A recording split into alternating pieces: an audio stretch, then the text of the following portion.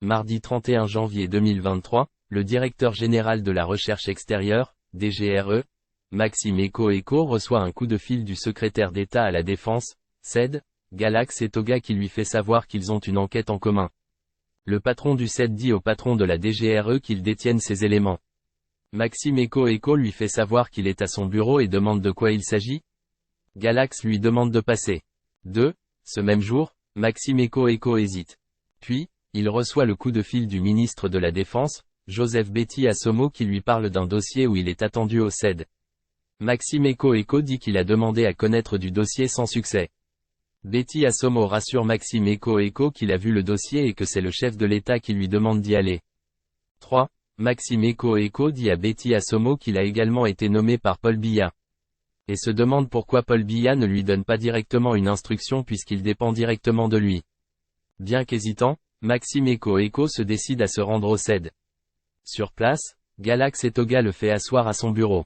Il l'informe de ce que son directeur des opérations, DO, Justin Danois est détenu dans le cadre de l'assassinat de Martinez Zogo. Ainsi que d'autres éléments de la DGRE. Dans le bureau de Galax ETOGA, Maxime Eko est informé qu'il est placé en garde à vue. Car son DO, Justin Danois a confié que l'opération de l'assassinat de Martinez Zogo avait été couverte par sa hiérarchie. Autrement dit, que son patron Eko était au courant.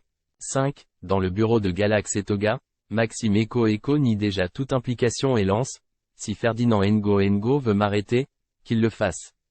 C'est alors qu'il est informé qu'il est placé en garde à vue. Le 1er février 2023, une note du président de la République atterrit à la Direction générale de la recherche extérieure indiquant que désormais l'intérim à la DGRE est assuré par le numéro 2. Le même jour, des éléments de la DGRE, principalement de la direction des opérations, sont convoqués au CED pour audition. Les personnes aux arrêts avouent leur participation.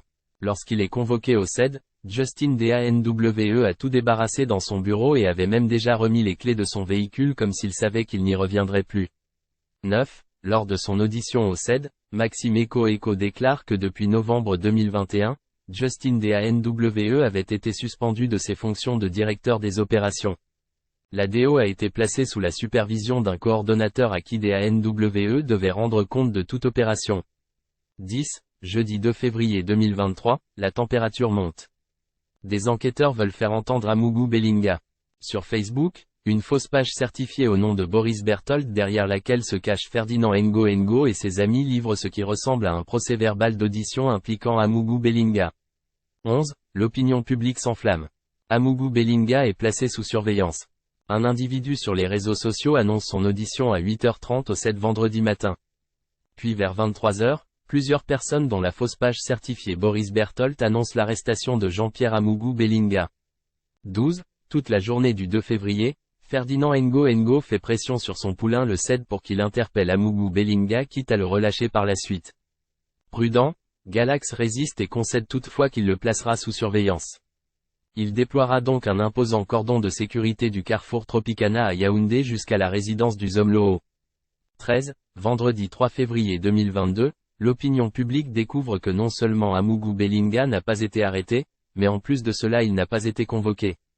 Par contre le directeur général de la recherche extérieure a passé sa 3e nuit en détention.